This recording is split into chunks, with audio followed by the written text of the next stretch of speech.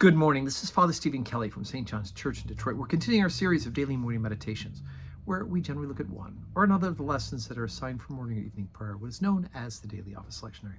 Today, for Saturday, let's take a look at the lesson that's assigned from Job for evening prayer. Now, remember when we're reading these portions of Job that it's not always Job who is speaking in the story. In fact, Job has a series of friends who interact with him, help him to try to figure it out, and quite frankly, they're not super helpful. They do state theological truth, which is why it's recorded for us and why we read it as a part of the Daily Office Lectionary.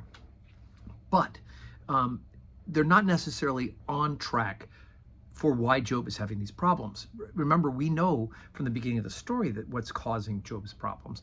They're trying to blame Job for it. And so that gives a lot of good theological insight, but unfortunately it's not theological insight that necessarily applies to Job. And in this case, we're reading parts of chapter 25 and parts of chapter 26, and this is actually Bildad who's speaking, one of the people. Eliphaz earlier has developed a theme of this idea that pain and suffering is caused by man's unrighteousness, and in a general theological principle that's true. It doesn't really apply to Job's case, but in a general theological principle, there's some truth to it. And so Bildad is building up on that same idea. So chapter 25, beginning at verse 2. Dominion and fear are with him. He maketh peace in his high places. Is there any number of his armies? And upon whom doth he not light his light arise? How then can man be justified with God? Or how can he be clean that is born of a woman? Behold, even to the moon, and it shineth not. Yea, the stars are not pure in his sight. How much less man that is a worm, and the sons of man, which is a worm. Hell is naked before him, and destruction hath no covering.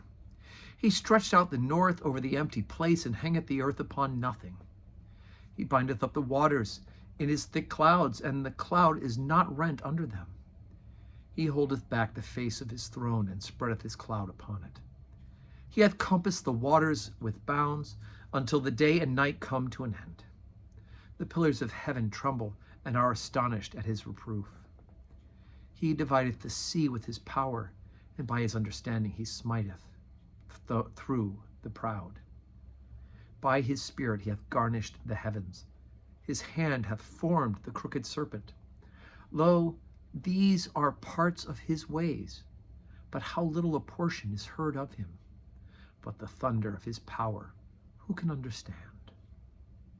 Okay, so as I mentioned, what he's saying is generally true about God. We do know that human beings are affected by sin. God created us in his image, and he proclaimed that it was good.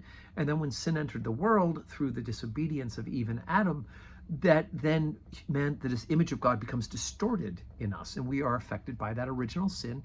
And so it is that left to our own devices, we will choose selfishness, pride, things that are self-serving, rather than being selfless and serving others, and most importantly, of course, worshiping only the true and living God. And so Bildad is driving home this point that that men left to their own devices are lower than their worms, quite frankly. I hate to think of it in those terms.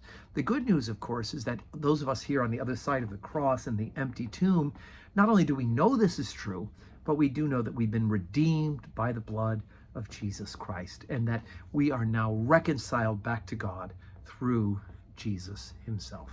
And so there is good news on the other side for us as members of the new covenant through Jesus's blood. So there it is. So today is Saturday.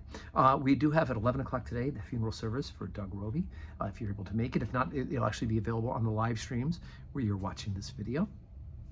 Or you can, of course, attend in person that funeral service at 11 o'clock.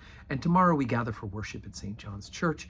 We'll have our 7:30 morning prayer, 8 o'clock Holy Communion, 10 o'clock Holy Communion, 5:30 evening prayer, and the opportunity to receive communion as well. And I do hope that you will have a Saturday that is full of blessings.